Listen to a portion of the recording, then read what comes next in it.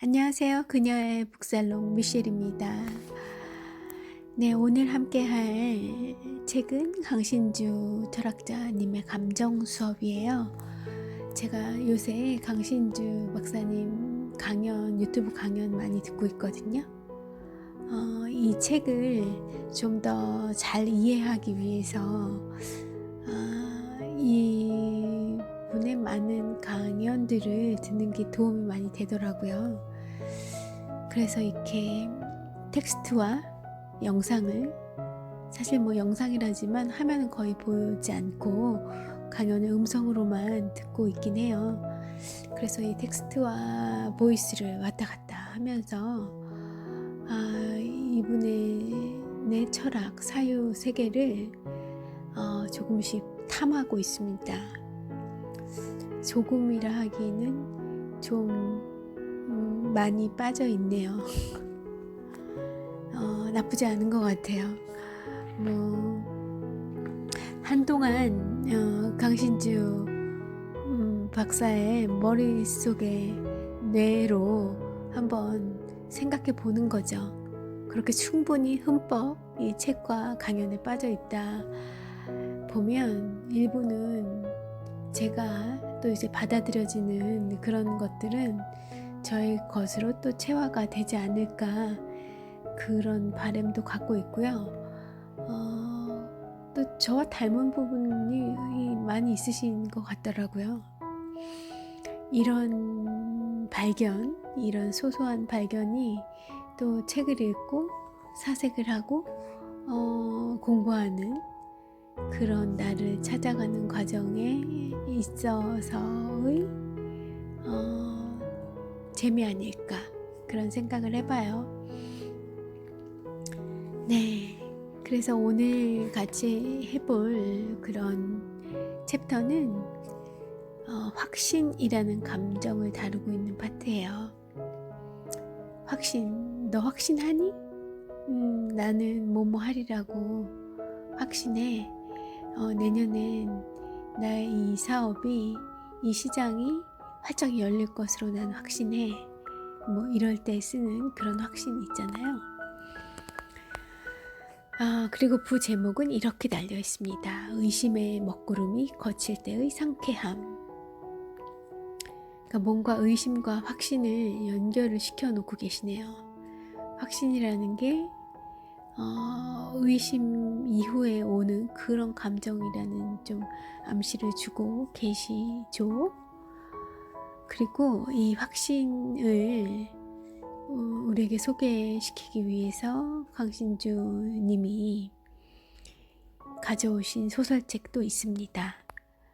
레베카라는, 저는 영화 제목으로 더 많이 기억되는 그런 소설이에요.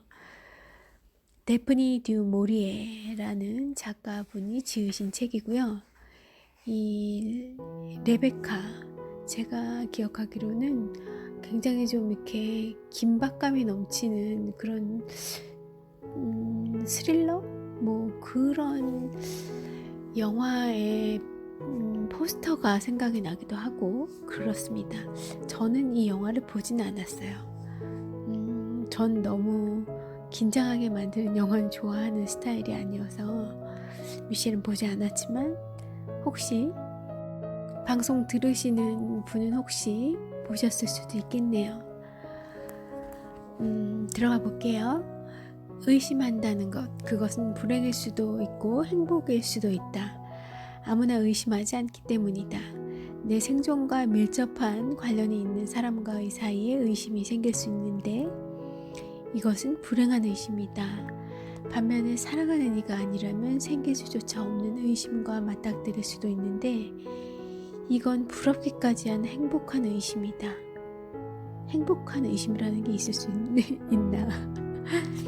여튼 가볼게요.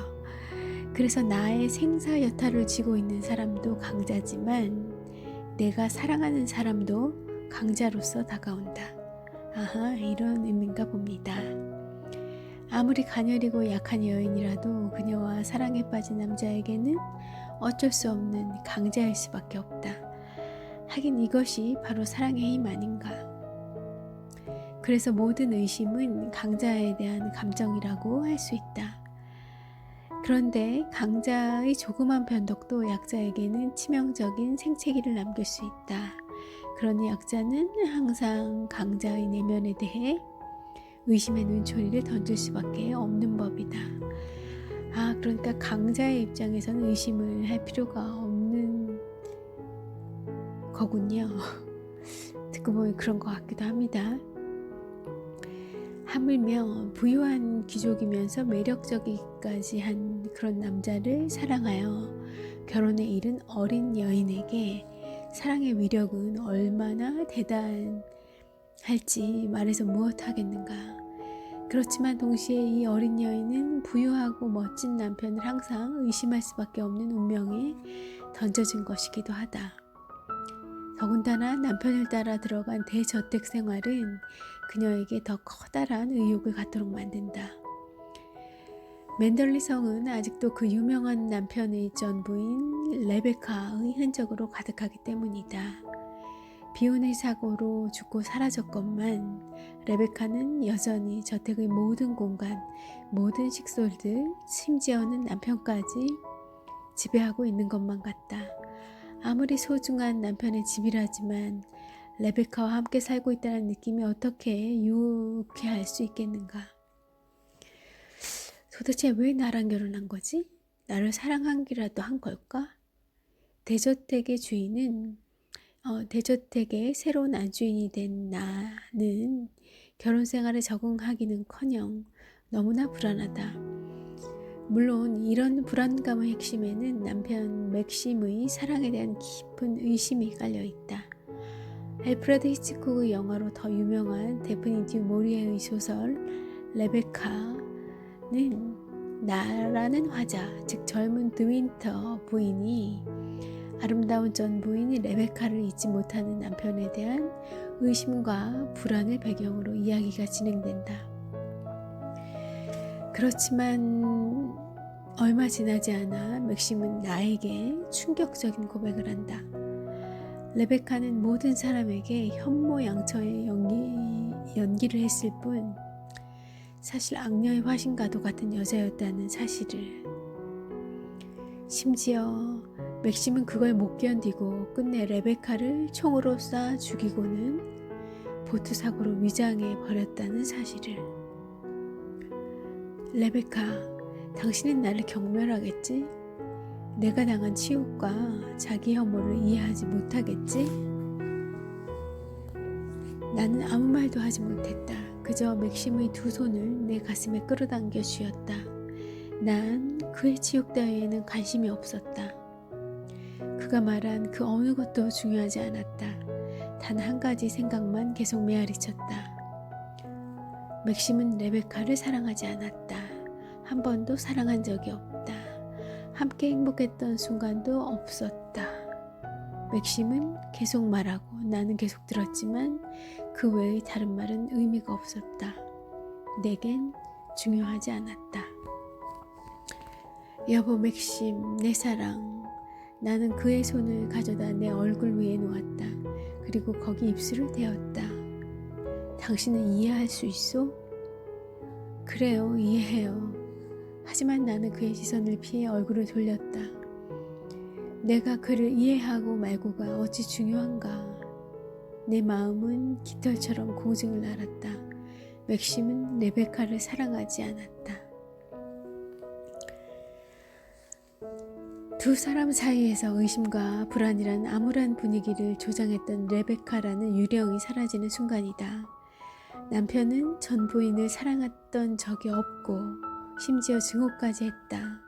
더군다나 남편은 마치 나이 어린 나 자신이 마리아라도 되는 것처럼 자기 앞에서 모든 죄를 고해성사까지 하고 있다. 철저하게 자신의 속내를 보이는 오직 사랑하는 사람만이 할 수 있는 행동 아닌가. 모든 의심이 봄눈 녹듯이 사라지자 윈터 부인의 마음은 깃털처럼 공중을 나는 것처럼 가벼워졌다.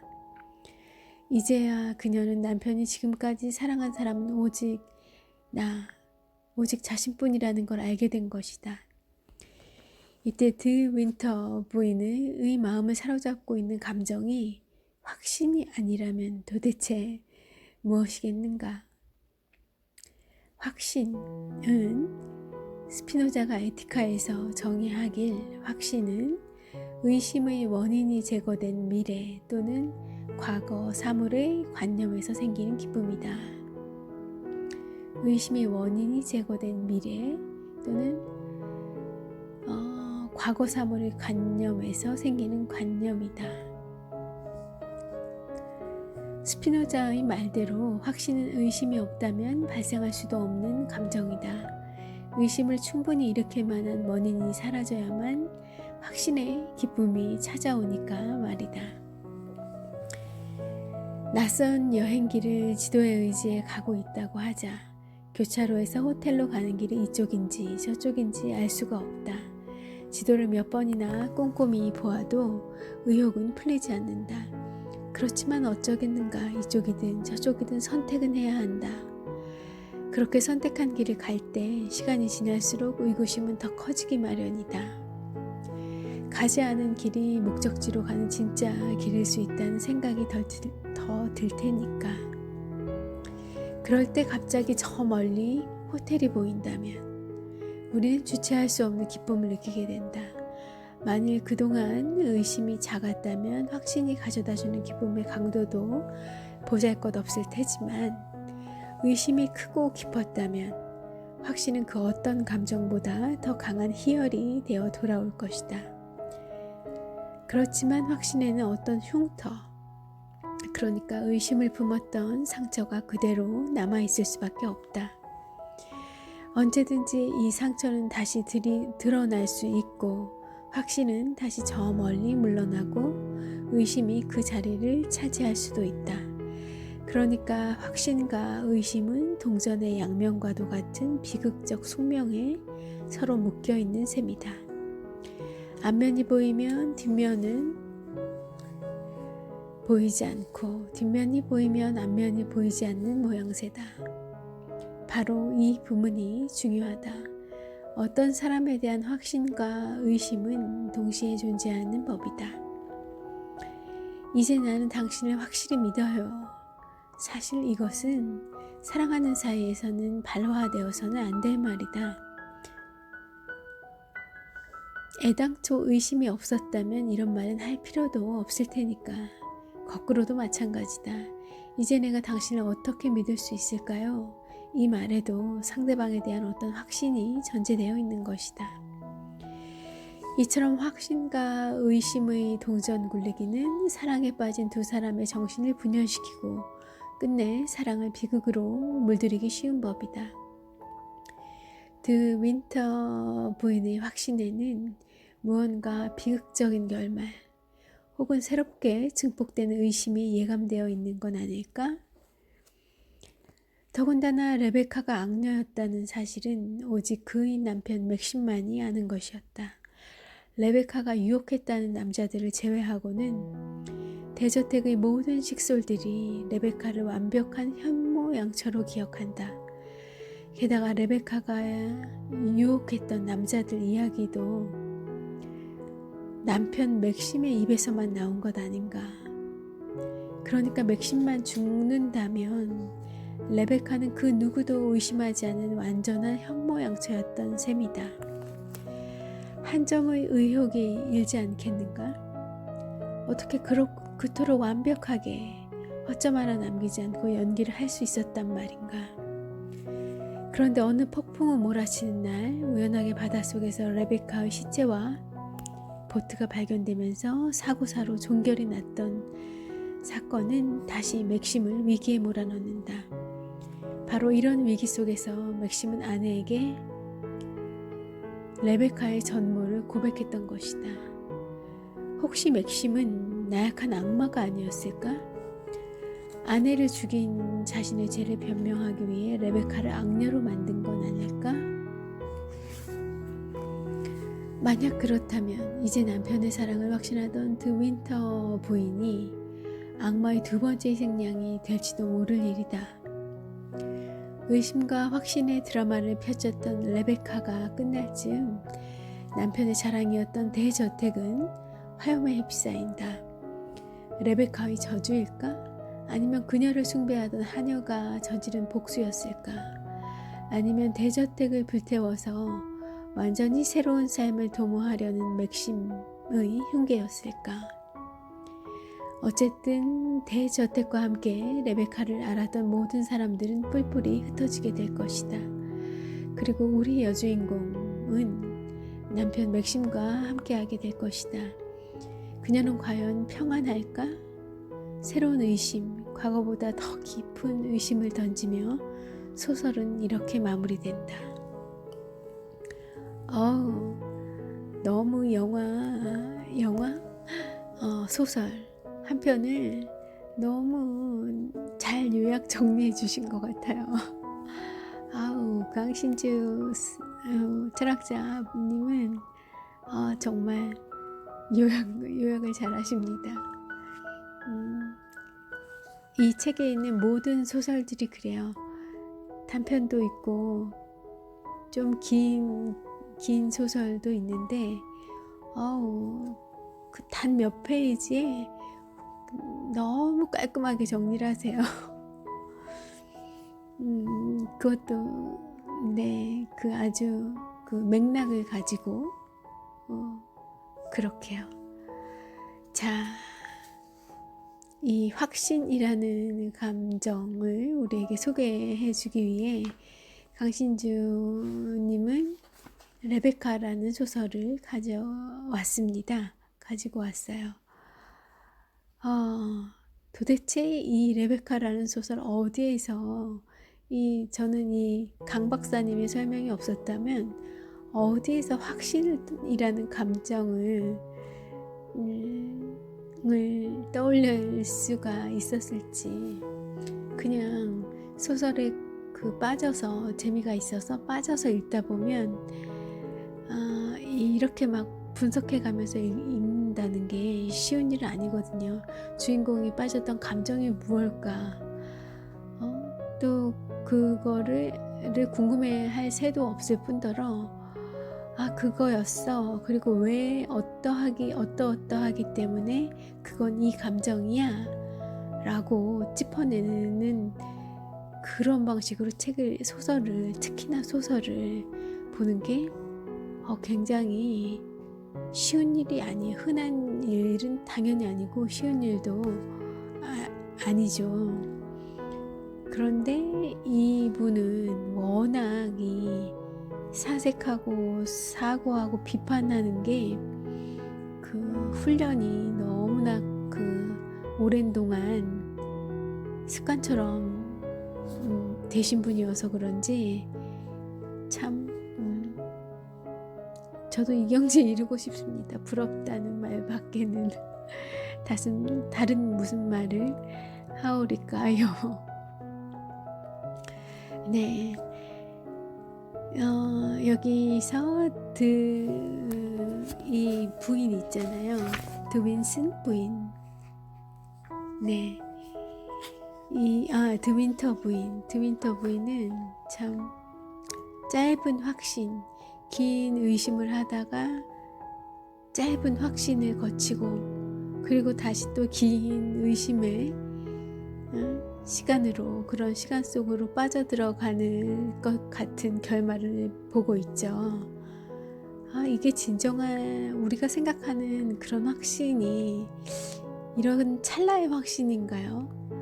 좀 더 저는 긴 어떤 항구적이지는 않더라도 그래도 이보다는 조금 더 긴 기간 동안에 이 확신의 감정이 들 때 그거를 확신이라고 생각을 해왔던 것 같은데 제가 잘못 알고 있었던 걸까요?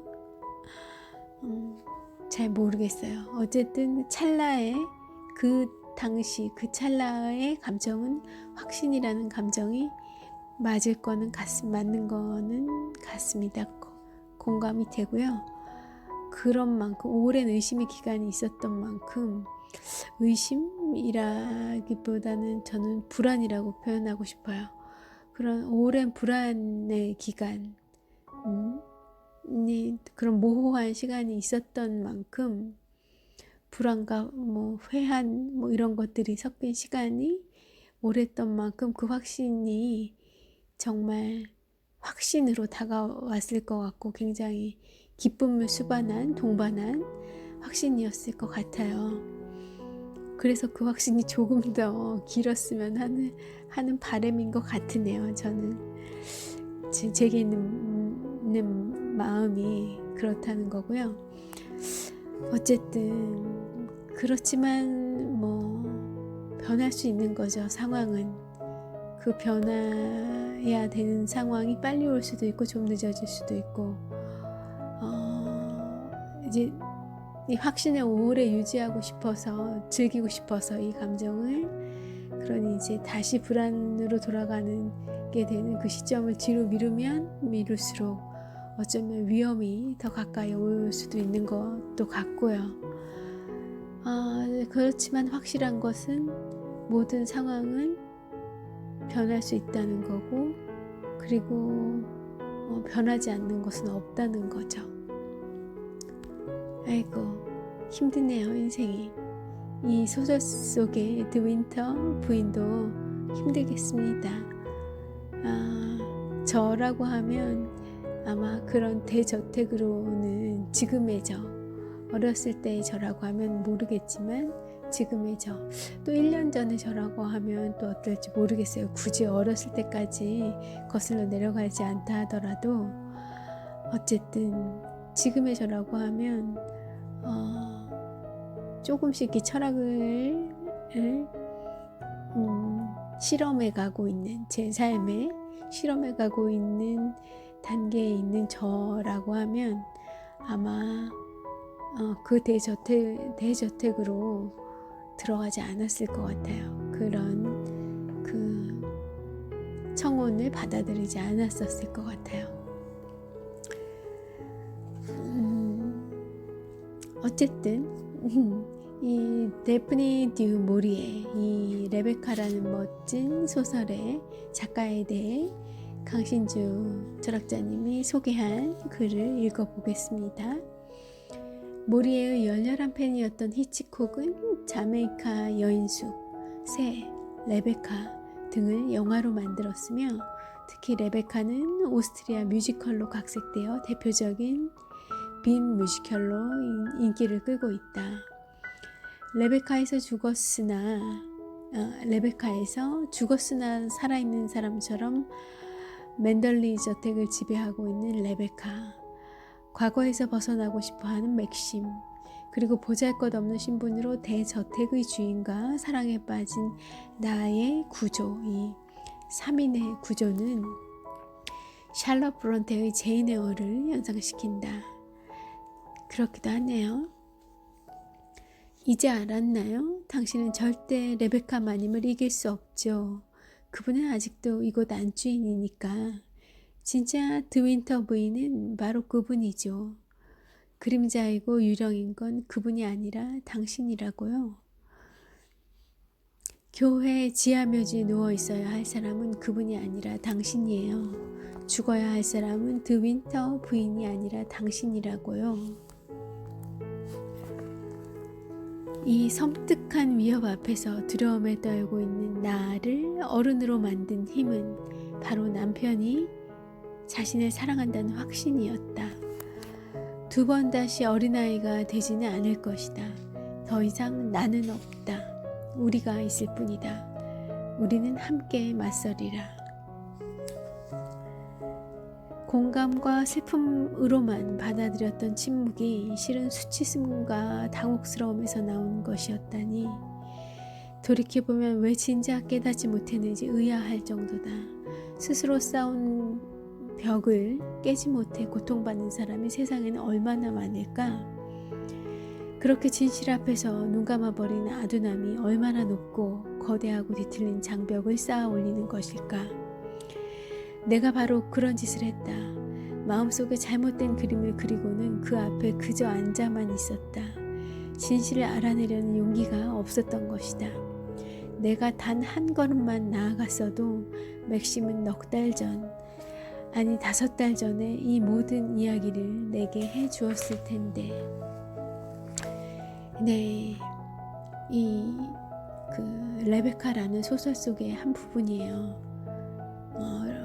드 윈터 부인이 남편이 이제 자기한테 고백하는 그 상황을 겪은 이후에 생각하는 내용이죠. 혼자 이제 생각하는 그런 내용인데요. 문장이 너무 좋네요. 이 작품 속에 일부러 보지 않고 그냥 뚝 떨어뜨려서 소설과 별개의 에세이나 메시지로만 봐도 굉장히 공감이 되는 그런 부분입니다. 우리가 쌓아놓은 그런 우리 속으로 생각하고 오해하고 의심하고 아니면 두려워하고 그렇게 나만의 감정으로 아주 소설을 쓰잖아요. 그렇게 거대하게 담을 쌓아놓고 그 속에 숨어있는, 그 뒤에 숨어있는, 아니면 망연자실에서 앉아있는 그런 우리의 모습이 보이는 것 같습니다. 안 그러신가요? 저는 인생에서 이런 때들이 인정하고 싶지는 않지만 결론적으로는 그랬었던 것으로 보이는 그런 장면들이 조금 있는 것 같아요. 그런 거 앞으로는 안 그러려고요. 아니 정말 제가 필요해서 그런 장벽을 쌓아 올리던 어떤 산을 제 앞에 갖다 놓건 제가 필요해서 그럴 때는 그럴지언정 이제 몰라서 내가 하고 있는 짓이 무슨 짓거리인지도 모르는 상태로 그런 상황이 되는 것은 이젠 더 만들고 싶지 않아요. 네, 그 부분 좋아서 조금 좀 부연해서 이야기를 좀 했고요. 그리고 또 이제 기다려지시지 않으셨나요? 이 철학자의 어드바이스. 우리 강신주 님이 본인을 강신주 님이라고 부르래요. 철학자라고 선생님이라고 자기를 생각하는 거 그러지 말라 하시더라고요. 유튜브 강연에서 막 그렇게 혼내시더라고요. 그 모든 철학이라는 것이 다 그렇대요. 그 철학자를 믿고 배우고 따르라 그의 생각을, 또 모든 인문학이 다 마찬가지라고 하고요. 그런 모든 위대한 인문학자, 철학자, 그런 사상가들의 사상을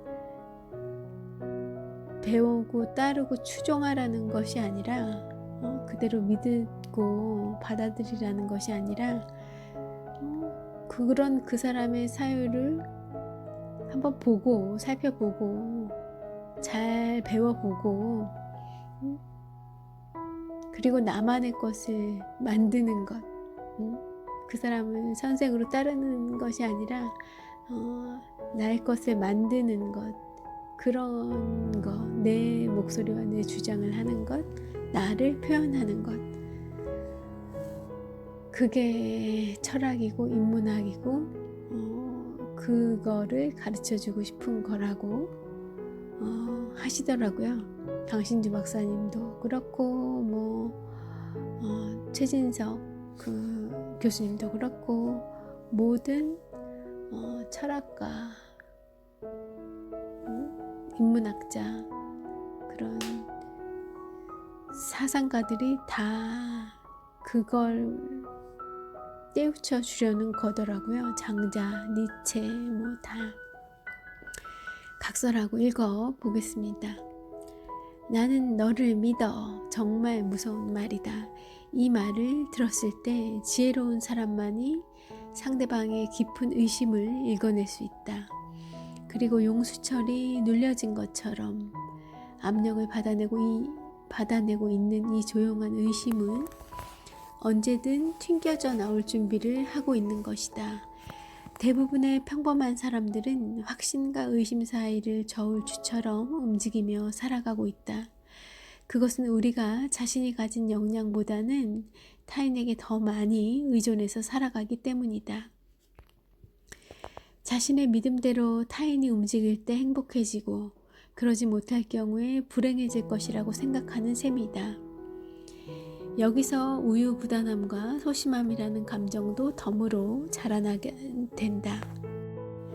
확신과 의심이라는 치명적인 변증법에서 벗어나는 방법은 하나의 슬로건을 따르는 것으로 충분하다. 아님 말고 이것을 따르는 것으로 충분하다. 그러니까 자신이 할 수 있는 것을 모두 한 다음에 그 결과가 좋지 않으면 쿨하게 포기하는 것이다. 그러니 상대방이 어떻게 하느냐는 전혀 신경 쓸 일이 아닌 게 된다. 예를 들어 내가 누군가를 사랑한다면 그것만으로 충분하다. 그러니 상대방이 나를 사랑하는지의 여부를 확신하거나 의심할 이유도 없는 것이다. 만일 상대방이 나를 사랑하면 그것을 그저 행운이라고 생각하면 될 뿐이다. 그러니까 진짜 고민해야 할 것은 상대방이 나를 사랑하는지의 여부가 아니라 정말로 내가 상대방을 사랑하는지가 될 것이다. 이것은 사랑에만 적용되는 게 아니다. 모든 인간관계 혹은 세상과의 관계에서도 그대로 적용되는 일이다. 타인에 대해 확신을 갖거나 의심을 품을 이유는 없다. 그저 묵묵히 그리고 당당하게 자신이 해야 할 일을 할 뿐이다. 의심과 확신에 갇힌 사람이라면 이제 시선을 밖이 아니라 안으로 돌리도록 하자. 그러면 아마도 너무나 의존적이고 나약한 자신을 발견하게 될 것이다. 이런 나약함을 극복하지 않는다면 아마 우리는 영원히 확신과 의심 사이를 방황하는 길 잃은 영혼으로 남게 될 것이다. 네, 여기까지가 철학자님의 어드바이스였습니다. 그래요, 답은 거기 있었네요. 쿨하게 나한테 집중하는 것. 남들이 중요하겠습니까? 어떻게 생각을 하던 그게 의심, 불안 그런 것도 그렇고 또 그런 이제 그것과 연장선상에 있는 이 동전의 앞뒷면 같은 그런 확신 이런 것도 마찬가지고요. 그 나무로부터 비롯된 확신, 그건 이 소설에서도 또 이 강신주 쌤의 이 글에서도 알 수 있듯이 너무나 금방 바뀔 수 있는 그런 확신이잖아요. 그래요. 그런 짧은 확신보다는 내가 좌지우지할 수 있는 나에 대한 확신, 이 확신은 굉장히 지속적이고 길 수 있잖아요. 그리고 신뢰할 수 있고, 그러니까 정말 쿨하게 나한테 집중하는 것, 그것이 정답이었어요. 그렇지만 어린 젊은 그런 시절에는 그렇게 쿨하기가 쉽지가 않죠. 과거에 그런 이제 살아온 환경이라던가 이런 것도 또 그렇지 못하게 만드는 원인으로 크게 작용할 수도 있고, 어쨌든 그렇지만 그거를 극복해내야 하는 거죠. 어쩌겠어요. 이미 그 놓여진 상황 그거 자체를 과거를 돌릴 수는 없는 거고, 또 내가 좌지우지할 수 있는 환경이 아닌 경우들이 많으니까 그렇게 놓여져 있는 상황 자체를 뭐 어떻게 할 수 없죠. 변화시킬 수 있는 건 나밖에 없으니까 그것을 나의 뭐 과거가 됐던 아니면 현재가 됐던 뭐 좌지우지할 수 있는 건 나밖에 없습니다. 나의 과거에 대한 기억을 뭐 새롭게 한다거나 아니면 지금 닥친 그런 상황을 또 바라보는 나의 시선과 나의 태도, 그래서 어떻게 나는 반응하겠다 하는 나의 결심이나 나의 의지들을 달리할 수밖에 없는 해 나가야만 하는 것 같고요. 어쨌든 그래서 이제 역시 철학자님의 어드바이스는 철학자답습니다. 자신에게 집중하면 그런 의심이니 또 찰나의 확신이니 이런 것으로부터 자유로울 수 있다고 해요. 그렇지만 지금 나에게 들려고 하는 이 감정이 의심인지 불안인지 확신인지 이런 것들을 분별하는 것은 그런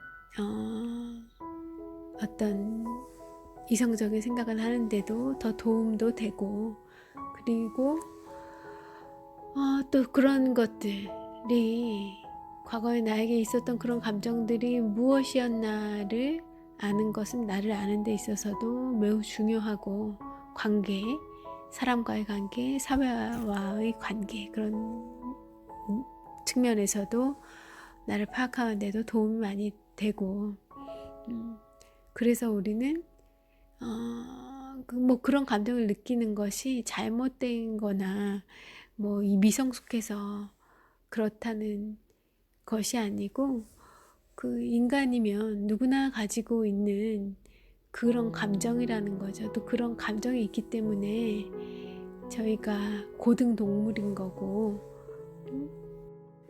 어쨌든 미셸은 그런 찰나의 확신보다는 나 자신에 대한 장기적이고 지속적인 영속적인 그런 자기 확신으로 자기에 대한 집중으로 평정의 상태로 제기를 무소의 뿔처럼 혼자서 뚜벅뚜벅하는 그런 쪽을 택하고 싶습니다. 오늘 많이 피곤했는데 왠지 낭독이 책이 읽고 싶었어요. 그러다 보니까 좀 이 녹음도 좀 처지고 상태도 좀 안 좋았었던 것 같은데 양해를 구하면서 오늘 녹음은 이만 마치겠습니다.